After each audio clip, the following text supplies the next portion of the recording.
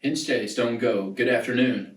I'm glad to have an opportunity to come to you guys today. There's been some questions that have been brought to my attention, and I would like to address them with you guys today and some other information I'd like to share with y'all as well. And I'm hoping that these questions that I answer will help alleviate some of your concerns that you might have in regards to how we move forward as a nation during this time of pandemic. First question that we have is how many per household, or can everyone over 18 years of age apply? Yes, they may. Anybody over the age of 18 may apply for this particular program. Unfortunately, at this time, our minors are not going to be allowed to apply. Our next question is, can members out of state apply for assistance? Yes, they may. They're more than welcome to apply. It's not just for inside the jurisdiction of the Seminole Nation of Oklahoma. All members can apply wherever they might live.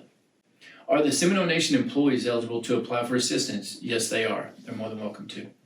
How are the elders getting applications, and do elders qualify even if they draw SSI? We have 6 areas in which elders, or any tribal member for that matter, can pick up an application. One is going to be at the bus stop at the Miccosukee Mission. One is at the bus stop at OAP. At the 3 C-store locations, we'll have applications there for you to pick up. And then also here at the complex, if you want, you can just come by and pick up an application. If for some reason you're not able to pick up an application at any one of those locations, please contact the complex and we'll work to get you an application provided to you. In regards to the elders, whether or not they qualify, yes. If they draw SSI, they're more than qualified to go on ahead and apply for the funding as well. What does PPP stand for and its purpose? The PPP is a program that's been provided by the Small Business Administration. It's the Payroll Protection Program. And what this particular program was able to do during this time that we've been able to shut down as a nation and been able to continue to operate the way we've been able to operate without any funding, this payroll protection program by SBA has been able to help maintain our employee status, our employee levels, and to be able to move forward during this timeline.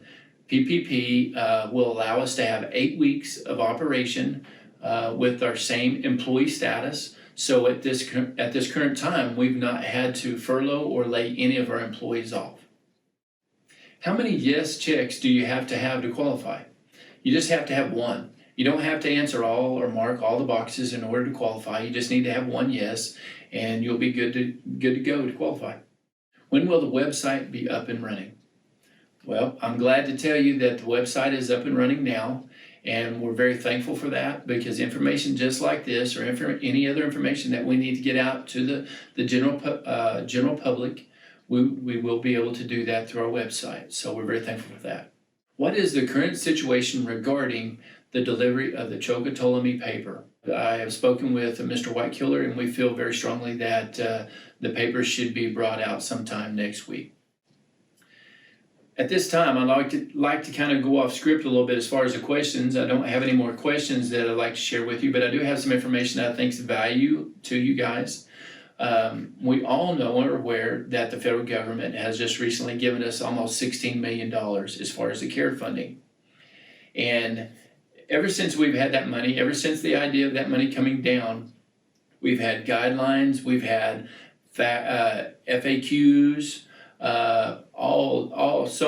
so much information, just like you guys, as far as questions, concerns on how we're going to use that money and how that money is going to be appropriated to help mitigate or prevent COVID-19 for the future. And so we've been taking our time, looking at all the information and trying to digest as much of that so that we can use that money appropriately, because we're going to be responsible to the federal government in regards to how we use those funds, because those funds are above and beyond the funds that we already currently have in our budget. So during this COVID-19 pandemic, it has shut our nation down, shut all our operations down, and this money is to be able to help mitigate and prevent COVID-19 moving forward into the future.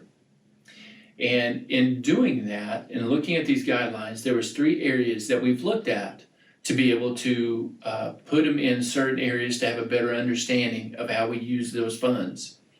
It's preparedness, prevention, and response. So with those 3 things being said, we looked at it along the lines, how can we be prepared? How can we prevent? And how can we respond with the funding that's been given so that we can deal with this COVID-19 now and in the future? And so that's what we've been going through. We have some individuals that I'm very thankful that are around me, that we have taken the time to be very diligent on how we approach looking at the guidelines and all the information that's been provided to us to be able to handle and understand. With that being said, I would like to share some things with you that I think is very important and understanding is we have a pie chart that I would like to share with you at this current time. I know out there that there's been some discussion about buckets, and I understand that there's some ideas circulating and there's some confusion, but there's 4 buckets that we've looked at to try to figure out how to put this money into those buckets to be able to distribute to certain areas to help mitigate and prevent COVID-19. One is community relief, the other one is health, the other one is tribal operations, and the other one is business relief. In the community relief, we have 38%. That 38% is what monies that's funding this application that we just talked about. 11% goes to health, 25% goes to tribal operations, and 26% goes to business relief. So I just wanted you to be aware of our buckets and what percentages are being used to help provide or to help mitigate or prevent COVID-19 within those particular buckets. One other thing I'd want to share with you too, and I think it's just something that we had to be prepared for in knowing how to deal with this. We know that the state and other tribal nations have done soft openings or are open altogether. And we as a nation are going to have to look to do the exact same thing. But in this timeline of what we're trying to do to prepare and to prevent and respond, hopefully that we can get those things in place to be able to mitigate that so that we can work to prevent it, because we're going to have to look sometime here in the near future about opening up the nation as well. One other thing that I want to leave with you guys is that please be mindful and take the time to make sure our tribal elders are okay and have regular meals and clean drinking water and are kept safe in this time of need. This is a fast-moving event, and the Seminole Nation is asking that we take every necessary step and do what we can to protect our elderly and our vulnerable population, as well as our own tribal and community members. Mado, and God bless.